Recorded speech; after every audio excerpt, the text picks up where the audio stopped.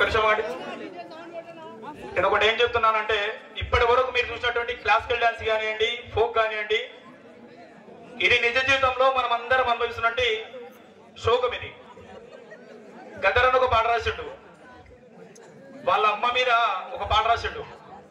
సిరిమల్లేసెడి కింద లచ్చువమ్మో లచ్చువమ్మ, నువ్వు చినవోయి కూసున్నవెందుకమ్మో ఎందుకమ్మా, మోకాల మట్టుకు బురదలో దిగబడి ఎత్తోలే వెనకకు ఒక్కొక్క అడిగేసి నాట్లేసి లచ్చువమ్మో లచ్చువమ్మ, నీ నడుములే ఇరిగేనా లచ్చువమ్మో లచ్చువమ్మ.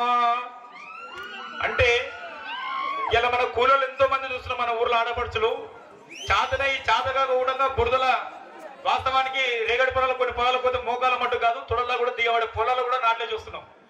కానీ అంత కష్టపడి పంట పండించే రైతు కూడా కనీసం పెట్టుబడులు మిగిలిన పరిస్థితుల్లో కూడా చాలా గ్రామాల్లో మనం చూస్తూ ఉన్నాం. దయచేసి భవిష్యత్తులో రైతు బాగా ఉన్నతంగా ఎదగాలని మరొకసారి ఆశిస్తూ ఈ పర్ఫార్మెన్స్ చేసిన మన శాస్త్ర స్కూల్ యాజమాన్యానికి, పిల్లలకి మరొకసారి ధన్యవాదాలు తెలియజేస్తూ, మీ అందరి చప్పట్లు గట్టి కొట్టాలి ఒకసారి. Thank you very much sir. Please ఎట్లా అనిపించింది సార్ మీకు పిల్ల డాన్స్? హలో,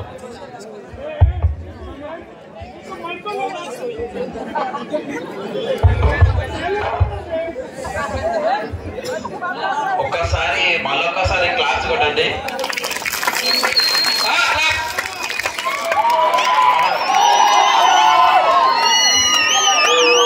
మన ప్రోగ్రామ్ లో అన్ని ఉంటాయి కానీ ఇలాంటి సాంగ్ కూడా ఉంటది.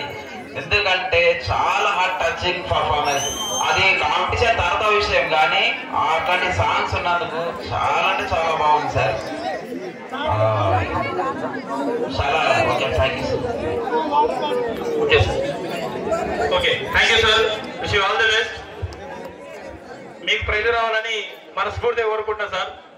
ఎందుకంటే మీ కాంపిటీషన్ కాదు, మీ పర్ఫార్మెన్స్ కి ఒక మంచి నిజ జీవితంలో జరిగే సన్నివేశాన్ని ఇంతమంది ముంగల కళ్ళు తెరిపించినందుకు థ్యాంక్ యూ వెరీ మచ్.